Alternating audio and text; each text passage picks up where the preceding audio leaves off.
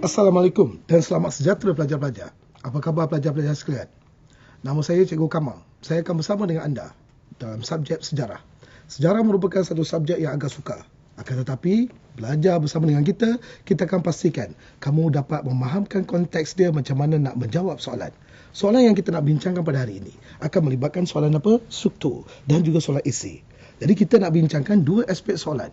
Okey. Jadi apakah dia aspek soalan yang perlu dilaksanakan di sini? Kita tengok soalan dia, dan soalan dia adalah soalan yang begitu penting. Tolong baca betul-betul, tolong fahami baik-baik. Ada apa-apa soalan, tanya saya. Kalau tak boleh tanya guru anda. Kalau tak boleh juga, tanya ibu bapa anda. Jadi itulah dia proses. Macam mana kita nak jawab soalan. Jadi soalan kita yang pertama, kita bincangkan dengan bab 2. Are you ready or not? Belajar-belajar. Bab 2. Soalan pertama kita, cuba tengok ya. Diberikan nama dua tokoh. Berikan nama dua tokoh yang menjadi pendorong kepada gerakan Islah. Itu dia. Gerakan Islah ni apa, adik? Gerakan Islah merupakan satu gerakan yang dikatakan datangnya satu penyatuan negara Islam menentang Barat. Itulah Islah. Gerakan Islah bukan gerakan Islam. Dia macam Islam, tapi dia adalah penyatuan dunia negara Islam. Penyatuan negara Islam menentang Barat. Itulah maksudnya gerakan Islah. Gerakan Islah telah bermula dekat Universiti Al-Azhar, iaitu Mesir, di mana universiti ini adalah satu universiti yang dikatakan melahirkan tokoh-tokoh reformis yang begitu hebat. Jadi kalau ingat anak-adik, dia merupakan satu-satunya proses yang penting dalam sejarah. Okey, di mana gerakan ini akan bermula dekat Universiti Al-Azhar yang akan bergerak sampai ke tanah Melayu. Iaitu siapakah yang gerakkan di Universiti Al-Azhar? Di Mesir. Iaitu dia akan melibatkan lebih kepada seorang tokoh yang terkenal, nama dia Sheikh Muhammad Abduh. Syekh Muhammad Abduh akan membawa beberapa tokoh-tokoh reformis orang-orang Melayu yang belajar di Universiti Al-Azhar. Di situ datanglah beberapa pelajar-pelajar Melayu yang telah mempelajarinya. Siapakah beliau? Siapakah mereka? Tengok sini baik-baik adik-adik. Iaitu pertama Syekh Tahir Jalaluddin dan juga Syekh Amal Hadi. Tengok semua syekh-syekh. Okey, dia melibatkan semua syekh-syekh, maksudnya golongan ulama yang terlibat dalam gerakan Islah ni. Dan mereka akan membawa satu gerakan di tanah Melayu yang diberi nama kaum muda, melibatkan orang muda. Boleh tak adik-adik? Faham adik-adik sekarang? Kita akan bergerak lagi, cuba tengok ya. Nyatakan soalan nombor 2 adik-adik. Nyatakan 3 akhbar. 3 akhbar adik-adik. 3 akhbar, okey, yang telah digunakan oleh kaum muda. 3 akhbar digunakan oleh kaum muda. Saya dah cakap tadi dah. Kaum muda merupakan siapa dia? Syekh Amal Hadi dengan Syekh Tahir Jalaluddin. 3 akhbar. Mereka akan melaksanakan 3 akhbar oleh kaum muda. Siapa dia? Sebagai saluran untuk mereka menyalurkan idea perjuangan. Tengok soalan ni betul kan? Tengok soalan ni. Macam mana nak jawabnya? Macam mana nak jawab? Yes. Ini jawapan dia adik. 3 akhbar yang telah baca balik. Tengok soalan tu kita kena tulis balik. Ini teknik dia. Kena tulis balik. 3 akhbar yang telah digunakan oleh kaum muda sebagai saluran untuk mereka menyebarkan idea perjuangan ialah melalui akhbar neraca. Yang pertama neraca, yang kedua akhbar Al-Imam dan juga akhbar Edaran Zaman. Nampak tak 3 akhbar ni? Kalau keluar dekat exam dia tanya pada awak, kalau susah lah, katakan susah kan formula, susah kita pergi kepada Al-Imam. Ingat ya, beriman dulu, beriman, Al-Imam, beriman. Okey, yang kedua ialah neraca, ketiga ialah ikhwan, dan juga dan seterusnya kita akan bergerak satu lagi ialah apa? Saudara. Susah kan Ada 4 surat khabar, tapi kita minta sekarang 3 surat khabar, ada 4 surat khabar adik Tolong ingat adik, kamu kena pastikan belajar dengan betul, dengan konsep yang tepat. Okey, konsep yang tepat. Okey, itu proses dia dalam sejarah. Okey, dan seterusnya kita pergi soalan 1C adik. Soalan 1C ialah senaraikan 3 idea kaum muda. 3 idea kaum muda. 3 idea kaum muda, okey, yang dalam usaha untuk memajukan orang Melayu. Adik, macam mana nak majukan orang Melayu? 3 idea. 3 idea kaum muda bawa. Okey, yang pertama dia adik. 3 idea kaum muda tu ialah apa? Dalam usaha untuk memajukan. Tengok tu. Memajukan orang Melayu ialah dengan menjana. Tengok ya. Menjana agama Islam. Very important. Ajaran Islam. Ajaran Islam dari sudut kemajuan dunia. Dari sudut kemajuan dunia. Itulah dia ajaran pertama kaum muda.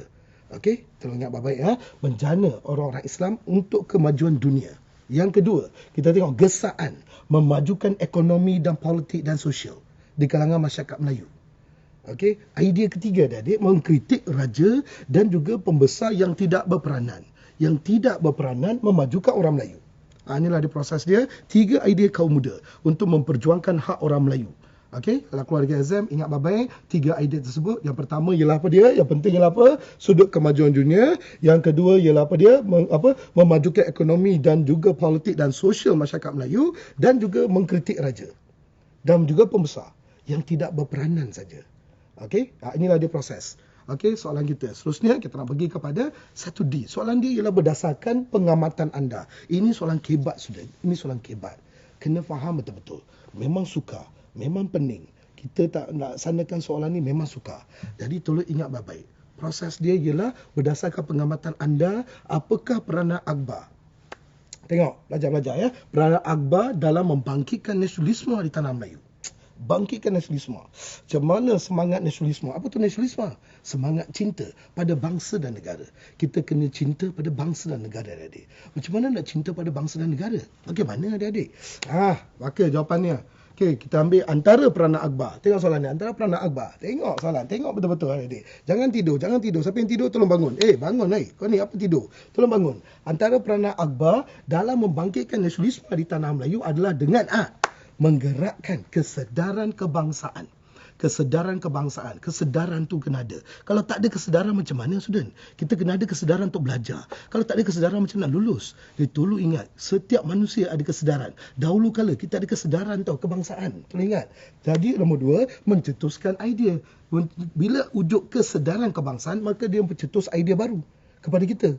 Boleh faham tak? Dalam pencetusan idea baru, dia pendedahan yang banyak tentang nasionalisme. Pendedahan yang banyak, sudah banyak. Tetapi semangat cinta pada bangsa dan negara. Bila tak ada semangat cinta pada bangsa dan negara, macam mana nak bergerak? Tolong kena ada semangat cinta pada bangsa dan negara tau. Jangan lupa adik. Dan juga seterusnya membuat perbandingan, menilai kesan penjajahan. Tengok student, kita tambah lagi ayat. Itu kita nak membuat perbandingan melalui kesan penjajahan. Apa kesan dari segi politik? Apa kesan dari segi sosial? Apa kesan dari segi ekonomi? Tolong fikirkan adik. Dan juga kita tengok sebenarnya menyeru penyatuan orang Melayu bersatu padu. Bersatu padu adik-adik. Satu padu. Satu padu penting tu. Dan akhirnya keberanian mengkritik British. Kena berani sudah. Berani kerana benar. Okey, jadi pastikan berani mengkritik penjajah. Jangan kritik ibu bapa, dosa. Okey, kita kena hormat ibu bapa. Itu penting. Okey, dan seterusnya kita nak bergerak lagi. Soalan kita 2A. Dah, kita nak bergerak 2A. Adik-adik cuba tengok 2A 2A ialah nyatakan 4 faktor pemangkin. Apa tu pemangkin? Pemangkin ialah pencetus. Pencetus idea, iaitu pencetus penentangan masyarakat tempatan terhadap penguasaan British. Pencetus, apa yang mencetuskan idea untuk kita menentang? Apa dia? Jadi jawapannya 4 faktor pemangkin penentangan. Tengok masyarakat tempatan. 4 terhadap penguasaan British ialah dasar penaklukan British. Dasar ini merupakan orang Melayu dia tak faham pada awalnya. Dasar penaklukan British dia membawa dasar divide and rule. In English we call divide and rule, iaitu pecah dan perintah. Orang Melayu tak faham. Jadi orang-orang British dia meletakkan orang Melayu di kampung jadi petani nelayan. Tak adil. Tak adil. Manakala orang Cina pula dia pergi letak dekat mana? Dekat bandar. Jadi apa? Peladang. Jadi apa lagi? Pelombong. Jadi apa lagi? Peniaga. Jadi apa lagi? Pedagang. Oh my God. Dan India pula dia pergi letak dekat estate. Jadi peladang dan juga buruh kasar. Tapi Cina dan India dibayar gaji. Orang Melayu sedih, sara diri, maka ramai orang yang miskin. Jadi inilah dia faktor pemangkin dasar penaklukan British yang menyebabkan orang Melayu bangun memberontak. Okey, dasar dia. Okey. Dan nombor 2, eksploitasi terhadap ekonomi tempatan. Di mana orang Barat, orang-orang British, dia banyak menguasai ekonomi tempatan. Ekonomi orang Melayu dikawal oleh mereka, biji timah dikawal oleh mereka, rempah ratus dikawal oleh mereka, sagu dikawal oleh mereka, damar dikawal oleh mereka. Banyak lagi lah. Adik-adik, banyak lagi. Fikirkan banyak lagi. Okey, itulah dia proses. Okey, kita tengok eksploitasi terhadap ekonomi tempatan menyebabkan orang Melayu bangun memberontak. Mana boleh Barat kontrol? Mana boleh? Ini ekonomi kita. Yang saya sebut dengan Barat buat apa? Itulah maksudnya pemangkin. Dia membuka hati, membuka minda orang Melayu bangun memberontak. Itulah maksudnya. Seterusnya kita nak pergi kesulitan. Kesulitan penduduk tempatan. Sulitnya penduduk tempatan. Kenapa, student? British pakai undang-undang. Undang-undang dalam bahasa Inggeris. Ramai orang Melayu, pembesar Melayu tak faham bahasa Inggeris. Menyebabkan sulit untuk mereka untuk memahamkan konteks Inggeris. Tengok, kesulitan. Menyebabkan Melayu bangun memberontak. Dia tak puas hati kerana semua dokumen, semua perjanjian digunakan dalam bahasa Inggeris. Mana boleh? Okey, menyebabkan orang Melayu dia tak faham dan senang, orang British senang menipu mereka, mengelirukan masyarakat Melayu. Itulah dia kesulitan. Penduduk tempatan mula dilaksanakan. Seterusnya, campur tangan British dalam adat resam tempatan. Nampak tak student? British campur tangan dalam adat resam tempatan. Contohnya student, kita ambil adat resam tempatan perhambaan.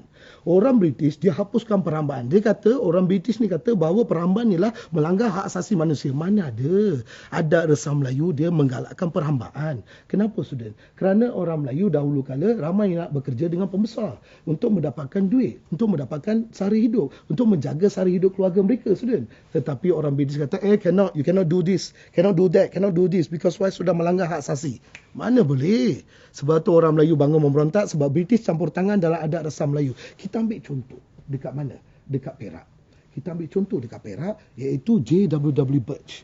Di mana Birch dia telah melaksanakan satu campur tangan dalam adat resam Melayu. Itu apa adat resam Melayu? Iaitu pertama ialah sistem perambaan dihapuskan. Itu yang pertama. Yang kedua, campur tangan dalam agama Islam. Dan juga dia telah mula melaksanakan satu dasar. Dasar dia apa? Kita akan berjumpa lagi sekejap lagi. Apa dasar dia? Bye-bye.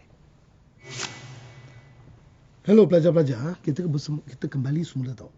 Tajuk kita ialah J.W.W. Birch. Di mana Birch telah mula campur tangan dalam perhambaan. Okey, dalam perhambaan, dia hapuskan perhambaan. Dalam menghapuskan perhambaan, dia juga campur tangan dalam adat resam Melayu yang paling sensitif ialah agama Islam. Oh my god, sensitif. Di mana dia telah melantik diri dia sebagai ketua agama Islam. Oh my god, how can? Ketua agama Islam, mana boleh? Dan dia juga telah mula mengarahkan untuk mengutip zakat fitrah. Oh, inilah dia satu-satunya impak kepada orang Melayu sebagai pemangkin untuk menentang Barat. Sebabnya Barat mula campur tangan dalam adat resam Melayu. Nampak tak? Itulah proses dia campur tangan. Dalam British dalam adat resam tempatan. Nampak tak dia? Dan juga pelajar tempatan kehilangan kuasa. Pembesar tempatan kehilangan kuasa dan juga pengaruh. Okey, itu kehilangan kuasa itu maksudnya ialah mereka kan mengutip cukai. Mereka telah mula mengutip cukai. Pembesar Melayu memang suka mengutip cukai. Itu ialah adat pendapatan mereka, adat resam orang Melayu.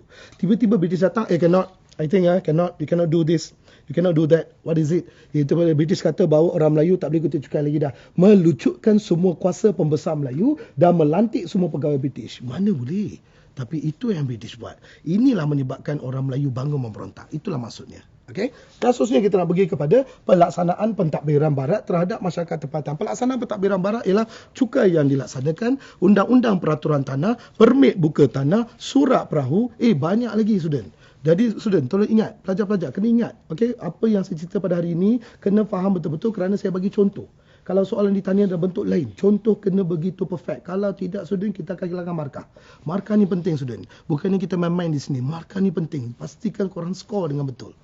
Nampak tak? Okey. Sebab tu awak tengok, di sini saya letak semua warna merah. Kenapa warna merah ni? Kerana saya nak tunjuk pada anda beberapa idea. Bukan satu idea. Beberapa idea boleh ditunjukkan. Jadi beberapa idea ni, beberapa idea korang bawa, markah untuk essay memang markah dia banyak. Jadi tolong ingat ya. Jadi markah dia banyak. Maksimum essay 8 markah. Idea di sini boleh cover untuk 8 markah termasuk contoh. Saya belum bagi contoh. Saya bagi contoh dekat mulut saja. Jadi pastikan pelajar bagi contoh macam saya bagi contoh. Dapat markah. Itulah proses dia. Dapat tak adik? Soalan kita seterusnya adik. Okey. Berikan dua tujuan. Dua tujuan. Kita nak dua tujuan. Dasar penaklukan British terhadap negeri-negeri Melayu. Apakah tujuannya dasar penaklukan British? Yang pertama, dua tujuan dasar penaklukan British terhadap negeri-negeri Melayu ialah untuk mengukuhkan kedudukan politiknya. Kedudukan politik apa? Contohnya, student. Contohnya, dasar penaklukan British. Pertama, kita ambil negeri-negeri selat. Nampak tak negeri-negeri selat? Nombor dua, negeri-negeri Melayu bersekutu. Nombor tiga, negeri-negeri Melayu tidak bersekutu. Inilah dasar penaklukan British yang diperkenalkan di tanah Melayu. Ini contohnya. Dasar penaklukan British. Iaitu negeri-negeri selat mula diwujudkan. Nombor 2, negeri-negeri Melayu bersekutu. Dan negeri-negeri Melayu tidak bersekutu. Lupa tahun. Jangan lupa. Korang ni nasib baik tengok saya. Tengok sini. Di mana negeri-negeri selat diwujudkan pada tahun 1830. Tolong ingat negeri-negeri Melayu bersekutu 1874 mula dilaksanakan. Dan juga negeri-negeri Melayu tidak bersekutu 1909. Bukan 18, jangan 1909. Ini merupakan proses 3 sistem pentadbiran penaklukan British yang menakluk masyarakat Melayu di tanah Melayu. Menyebabkan Melayu bangun memberontak. Itulah dia dasar. Tajuk kita apa? Dasar. Tajuk kita apa? Dasar. Dasar penaklukan British. Dasar yang pertama, kukuhkan politiknya. Nombor 2, untuk menguasai ekonomi tempatan dengan pembayaran cukai. Cukai dikenakan, ufti dikenakan. Jadi macam-macam dasar peraturan tanah mula diperkenalkan. Menyebabkan orang Melayu bangun memberontak. Itulah dasar dia. Teringat dia, dasar dia. Teringat. Okay, seterusnya. Kita bagi soalan seterusnya. Nyatakan penentangan. Penentangan adik-adik yang berlaku disebabkan oleh campur tangan British dalam adat resam tempatan. campur tangan British. Apakah nyatakan penentangan tersebut? Okey, peringkat pertama student. Tengok ni. Penentangan, okey, yang berlaku disebabkan oleh campur tangan British dalam adat resam tempatan dapat dilihat pada penentangan terhadap J.W.W. Birch di Perak kerana campur tangan dalam adat resam orang Melayu, iaitu amalan menggunakan orang suruhan atau perhambaan. Kalau ingat saya dah ceritakan tadi perhambaan ialah adat resam orang Melayu bercampur tangan dalam sistem arahan tersebut, sistem perhambaan tersebut. Okey, jangan salah tulis bukan sistem arahan tapi sistem perhambaan. Mula dilaksanakan tolong ingat Dan seterusnya kita pergi soalan kita implikasi. Soalan ni SPM bahaya. Bahaya student, siapa yang tak belajar tolong belajar. Okey, jangan main. Implikasi ni satu soalan yang sangat berbahaya. Budak kalau dapat soalan ni, ramai budak tidur dekat dewan. Jangan tidur. Jangan tidur. Selepas ni, kita bangkit dan kita melaksanakan tugas kita dengan cekap. Macam mana? Tengok soalan dia. Contoh saya bagi sekarang. Berikan implikasi penjajahan British kepada pemimpin tempatan apabila British menguasai kawasan mereka. Jadi apa implikasi dia? Apa implikasi dia adik-adik? Apa implikasi? Tolong fikir baik-baik. Tolong fikir. Jangan tidur. Jangan tidur. Jangan tengok. Okey? Jadi jawapannya. Seterusnya. Antara implikasi penjajahan British kepada pemimpin tempatan apabila British menguasai kawasan mereka ialah pemimpin tempatan kehilangan kuasa. Pembesar Melayu kehilangan kuasa dan pengaruh. Pengaruh dia kuat. Mereka hilang semua kuasa. Dan juga terhadap kawasan dan anak buah mereka. Anak buah ni bukan anak-anak mereka, iaitu pekerja-pekerja mereka. Pekerja-pekerja kecil yang berada dekat daerah, kampung dan wilayah. Semua kehilangan pekerjaan. Okey, sebab British ambil alih dengan meletakkan pegawai British.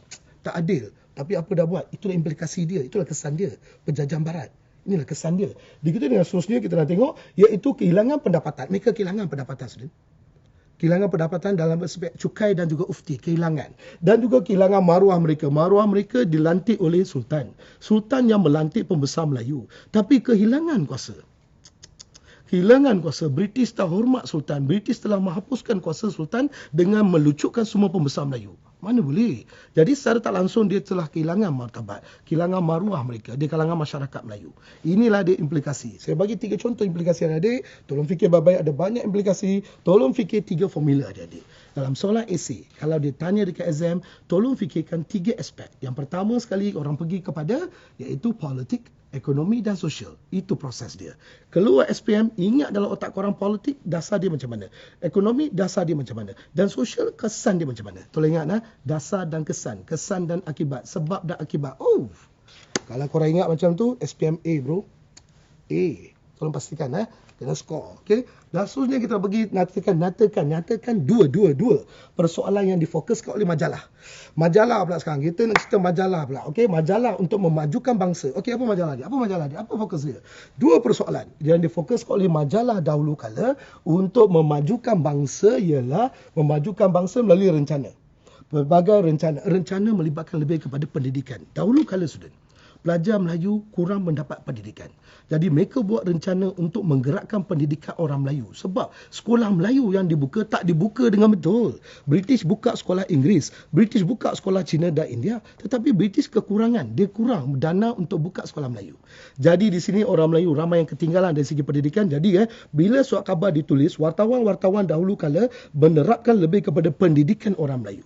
Social, very important. Pendidikan tak ada student, kemiskinan akan tinggi. Inilah 2 aspek penting dahulu kala. Orang Melayu nak digerakkan pendidikan secara automatik membasmi kemiskinan. Itulah proses dia adik-adik.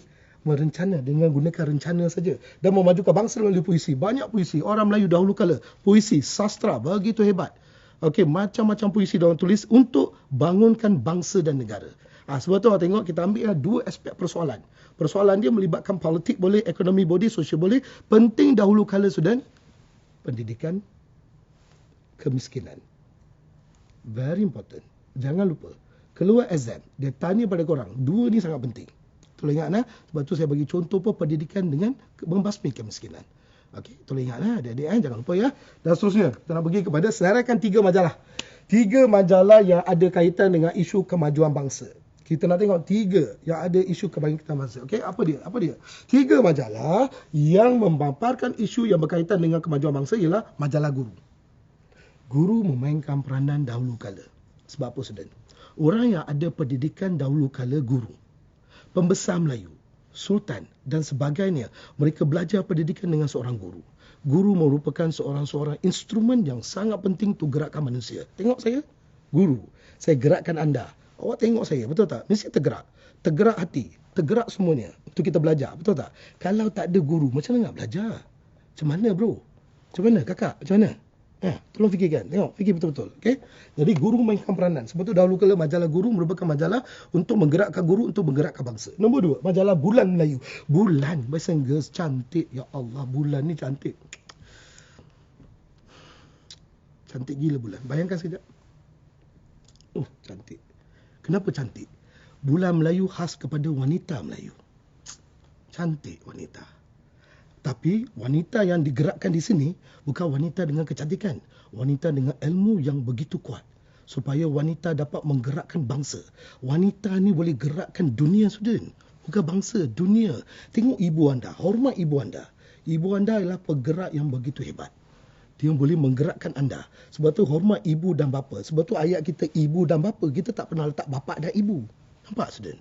Itu proses dia. Macam mana kita nak bergerakkan manusia. Sebab tu tengok Bulan Melayu. Bulan Melayu cerita tentang pergerakan wanita. Okey? Dan majalah pengasuh. Pengasuh merupakan satu aspek masyarakat orang-orang tua. Orang tua ni pengasuh yang lebih baik tau. Sebab tu majalah dia pengasuh. Di mana orang tua telah mula mendidik orang muda. Dia tak ada orang muda susah nak mendidik orang tua. Tengok saya. Saya tua. Saya mendidik anda semua. Anda muda. Tolong dengar cakap saya. Jangan main-main. Apa yang saya ajar ni tolong fikir dengan betul. Tolong fokus dengan baik supaya kita menjadi seorang pelajar yang cemerlang. Tolong ingat adik-adik. Dan seterusnya, kita nak bergerak soalan dia ialah soalan C. Iaitu kita nak bincangkan satu soalan yang agak sukar. Okey, macam mana kita nak bincangkan soalan ni? Sekejap lagi kita jumpa balik.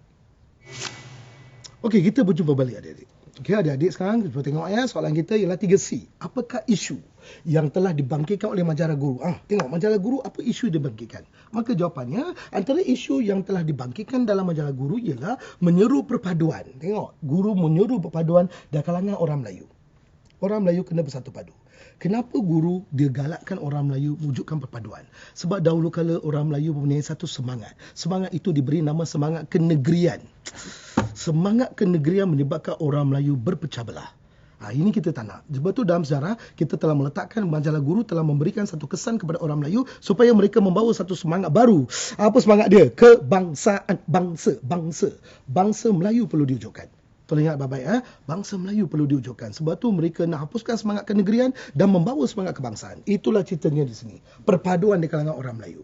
Yang kedua, sudah meniupkan semangat cintakan negara. Orang Melayu dahulu kala tak tahu tanah Melayu milik dia. Oh my God. Diorang tak tahu tanah Melayu milik dia. Sebab tu automatik dahulu kala mereka akan didedahkan. Guru dedahkan pada orang Melayu, tanah Melayu ni tanah kita. Kita yang perlu diperjuangkan. Bukan yang suruh orang lain memperjuangkan tanah kita. Mana boleh. Orang Melayu yang perlu diperjuangkan. Sebab tu automatik majalah guru, mereka akan mula menerapkan semangat cintakan pada negara. Cintakan negara, student. Tolong pastikan pelajar-pelajar, cintakan negara dan bangsa. Kalau tidak pelajar-pelajar, kita akan hilangkan semuanya. Sekelip mata akan hilang bila berlaku penjajahan. Nampak tak? Dan seterusnya memajukan bahasa dan sastra Melayu. Why? Kenapa bahasa sastra Melayu begitu penting? Kerana benda ini akan meniup satu semangat untuk belajar. Belajar ni penting, student. Kita hari ini hilang semangat belajar. Pelajar-pelajar hilang semangat. Kita kena belajar bersungguh-sungguh. Sebab itulah kita kena ada semangat dari segi bahasa. Bahasa Melayu, bahasa utama. Tapi janganlah asyik bahasa Melayu. Belajar bahasa lain. Sebab dia akan memberi keuntungan kepada anda juga. Nampak tak adik? Jadi kenapa saya ajar ekstra, student? Ini kehebat, student. Kemahiran berfikir holistik. Dalam SPM dia kata ni awak beberapa kemahiran-kemahiran baru dan kamu kena menerapkan semua kemahiran ni. Jangan ingat saya cerita kosong adik. Tak ada adik. Ini semua boleh ditulis. Bahasa Melayu perlu dikuasai tetapi bahasa-bahasa lain juga perlu dimahirkan. Tulis macam tu. Dapat 2 markah, student. Itu proses dia. Macam mana kita nak bagi markah kepada pelajar. Okay? Jangan begitu stereotype. You kena relax dan tuliskan pandangan anda. Okey, seterusnya kita nak bergerak kepada 2 isu. Berikan 2 isu yang berkaitan kaum wanita dalam majalah Bulan Melayu. Bulan Melayu, sudah Bulan Melayu. Tengok, saya tak boleh tengok bulan. Terang gila, okey. Jadi Bulan Melayu adalah cerita wanita. Apa isu ni? Antara isu yang berkaitan kaum wanita dalam majalah Bulan Melayu ialah menggalakkan perpaduan di kalangan guru wanita Melayu di Johor. Cikgu, kenapa cikgu? Guru wanita di Johor. Guru wanita di Johor ni mereka akan wujud dalam bentuk puak. Tak boleh. Kalau wujud dah betul puak, maka automatik rakyat ataupun pelajar yang belajar pun dia ikut puak. Cannot. Kita kena wujud semangat setia kawan. Dia kena wujud semangat setia kawan dan juga bersama-sama. Jadi automatik kalau guru tak bersatu padu, macam mana pelajar nak ikut? Kalau guru tak mengajar, macam mana pelajar nak lulus? You see? Guru kena mainkan peranan yang besar. Sebab tu guru kena wujudkan perpaduan dulu. Barulah pelajar-pelajar boleh ikut perpaduan. Kalau guru berpecah belah, sure rakyat berpecah belah. Bukan pelajar berpecah belah, rakyat berpecah belah. Sebab rakyat pun mesti ada guru bersama dengan dia. Siapa gurunya? Sure korang dah tahu. Saya tak mau cerita, korang dah tahu dah. Seterusnya, mendorong wanita menjaga kesopanan dengan nilai-nilai Islam dan juga budaya timur. Bawa budaya timur. Mana ada budaya barat? Walaupun kita hari ini moden, student. Kita moden hari ini. Kita berada dalam abad ke-21. Kita kena menerapkan nilai-nilai timur dalam zaman moden. Tolong ingat, dalam zaman moden. Kerana kita kena bawa nilai-nilai timur. Contohnya tudung, student. Tudung kita kena bawa dalam aspek kemodenan, tapi jangan terlampau singkat. Dosa. Kita kena bawa tudung yang besar, tapi dengan gaya desain yang baru. Nampak tak? Sebab tu kau tengok dekat pasaran ada banyak tudung-tudung baru. Dah, saya jual tudung pula. Jangan. Okey, dan seterusnya kita nak pergi budaya. Budaya manusia. Begitu penting. Sopan santun, student. Sopan santun bercakap dengan ibu bapa. Merupakan satu sopan santun yang penting kepada manusia. Ramai orang lupa, student, cara nak cakap dengan ibu bapa. Anda tolong cakap dengan ibu bapa dengan menghormati mereka. Pastikan menghormati diorang dengan baik. Okay? Jadi jangan korang tak hormat mereka. Mereka lah orang yang sangat penting dalam kehidupan kita. Tengok, itu contoh yang diajar dalam surat khabar isu dibawa oleh wanita. Sebab dia nak budaya tu sangat penting. Budaya timur. Jangan budaya barat. Budaya barat cakap kasar-kasar. Semua perkataan semua baik-baik. Tak boleh. Kita gunakan budaya yang baik. Hello, apa khabar encik? Encik dah makan ke belum? Dan sebagainya. Kita cakap lemah lembut sikit. Jangan jumpa orang tua kita menyalak pula.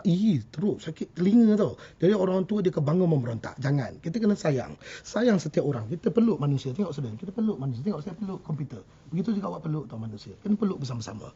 Baru feel the love. Feel the love. We must love. Feel the love. Itulah maksudnya. Tadi nani pula. Okay. Seterusnya kepada nyatakan dua. Soalan kita seterusnya nyatakan dua tindakan British ke atas Nanning. Kenapa Nanning? Kenapa Nanning, my sangers? Ya Allah, Nanning merupakan negeri Melayu yang pertama menentang British. Korang tahu tak? Janganlah korang tulis rentap. Jangan korang tulis Sabah. Jangan korang tulis negeri-negeri lain. Tak boleh, student. Negeri Nanning lah, wilayah Nanning. Bukan negeri, wilayah Nanning. Merupakan wilayah yang dikatakan yang pertama sekali yang menentang British. Sebab tu soalan SPM kadang-kadang dia fokuskan Nanning. Kalaulah this year keluar fokus Nanning, jangan lupa kita ambil contoh macam ni. Nyatakan dua tindakan British ke atas Nanning yang menyebabkan penentangan Dorset, penghulu Dorset. Penghulu Dorset merupakan penghulu yang pertama menentang British. Tahu tak, student? Nanning merupakan satu wilayah hari ini, cuba Google tengok, takkan dapat tau. Kerana British begitu marah dengan Nanning, dihilangkan kampung Nanning tu. Oh my God. Nanning wujud antara sempadan Melaka dengan Rembau. British marah, student. Kenapa? Kerana ada pemberontak Melayu pertama lawan dengan dia. Cannot. British tak suka tau orang Melayu menentang dia. Sebab tu automatik apa berlaku? Tengok jawapan dia. Seterusnya, dua tindakan British ke atas Nanning yang menyebabkan penentangan Dorset ialah British meletakkan Nanning sebagai sebahagian daripada wilayah Melaka. Sebab tu hari ini mana ada Nanning? Nanning sudah diletakkan di bawah wilayah Melaka. Siapa buat? Bukan Melayu, British. Dan juga nombor dua, British tengok berkehendaki Nanning itu dan menghantar 1/10. Dia hendakkan Nanning tu, paksa Nanning bayar cukai 1/10, student. Hasil menyebabkan Dorset bangun memberontak. Dia kata mana boleh kita menghantar 1/10 hasil. Cukai dah bayar. Kita nak hantar 1/10 daripada hasil mereka. Tak boleh. Melayu kebeluran ramai. Kemiskinan tinggi. Mana boleh. Sebab tu Dorset bangun memberontak. Dia lawan habis-habisan. Sebab itulah proses dia sebagai ufti. Walaupun British kata 1/10 sebagai ufti. Ufti itu hadiah. You must know ayat ufti tak sama dengan cukai. Cukai ialah cukai. Kita bayar. Ufti ialah hadiah. British suruh hantar hadiah, student. Ini menyebabkan Dorset bangun memberontak. Tolong ingat dia. Seterusnya kita nak bergerak pada soalan kita. Seterusnya, apakah tindakan yang diambil oleh pihak British apabila penghulu Dorset mengingkari arahan? Ingkar arahan yang diberi. Apa dia buat? Seterusnya, tindakan yang diambil oleh pihak British apabila penghulu Dorset mengingkari arahan yang diberikan ialah menghantar tenteranya untuk menakluk Nanning pada tahun 1831. Student, tengah ni baik-baik. Perang Nanning yang pertama. Yang ada dalam buku teks awak bab 2. Cuba tengok. Perang Nanning pertama berlaku pada tahun 1831. Betul tak? Perang Nanning kedua 1832. Korang perasan tak? Dia ada dua perang. Perang Nanning pertama, cikgu, kenapa dua perang? peranan yang pertama, Dorset menang, student. Orang Melayu first time menang. Dia jangan main no. British terkejut, student. British akan dipimpin oleh seorang yang bernama Captain Willie. Kalah. Dia bawa tentera dia sikit je nak lawan Melayu. Dia confident gila. Kalah, student. Bila kalah, British marah gila. Kenapa dia boleh kalah? Sebab tu tahun berikutnya 1832, peranan yang kedua akan berlaku, student. Dalam peranan yang kedua, Dorset tidak akan dibantu oleh pembesar Melayu. Sebab tu Dorset kalah. Kalau Dorset dibantu oleh pembesar, sure perang ini akan berterusan, sejarah kita akan bertukar. Sebab tu tengok student, di sini British akan terus serang Nanning tahun 1831 tu. Itulah peranan yang pertama. Tapi dalam buku teks awak ada dua perang. Peranan yang pertama 1831 dan juga 1832. Boleh tambah. Kalau korang tambah dapat markah. Itu je student. Tolong ingat. Dan seterusnya kita nak bergerak lagi. Nyatakan faktor kejayaan Dorset mengalahkan 50 tentera British pada tahun 1831. Tengok student, British hantar 50 tentera saja dulu. Sebab dia confident. Dia kata, I think I can kalahkan this Dorset lah. Very easy lah. I think I can defeat him. Okay, easy. Okay, but susah. Kerana Dorset pada awalnya dibantu oleh pembesar Melayu. Jadi jawapannya, antara faktor kejayaan Dorset mengalahkan 50 tentera pada tahun 1831 ialah penghulu Dorset mendapat bantuan ketenteraan daripada Yang Tuan Ali dari Rembau, penghulu Remai dan Rencak, dan juga Datuk Kelana Sungai Ujung serta penghulu Gemencing. Tengok student, pembesar Melayu membantu dia. Dan pembesar Melayu tidak ada syarat. Dahulu kala Melayu tidak ada syarat langsung. Kita taat, kita setia, kita sayang antara bangsa, jom lawan. Itu proses dia. Nampak tak adik? Sayang tu penting. Sebab tu sayang kepada bangsa, penting adik, sayangkan ibu bapa dulu. Okey, dan seterusnya. Pada pendapat anda, ini soalan kebat. Pada pendapat anda, soalan kebat ni mesti ditanya dekat SPM. Sekurang-kurangnya 80% soalan SPM ni ada soalan kebat. Contoh macam ni. Pada pendapat anda, apakah sifat yang patut dicontohi oleh generasi hari ini, student? Generasi hari ini bukan saya dah separuh tua dah. Generasi hari ini ialah pelajar-pelajar depan saya. Tengok, pelajar-pelajar yang sedang menonton. Tolong kamu adalah generasi hari ini. Apa patut korang buat? Terhadap perjuangan tokoh-tokoh masa lampau. Apa dia? Apa yang pelajar kena buat? Okey, sebagai seorang pelajar yang begitu hebat, apa kita kena buat? Kita jumpa lagi.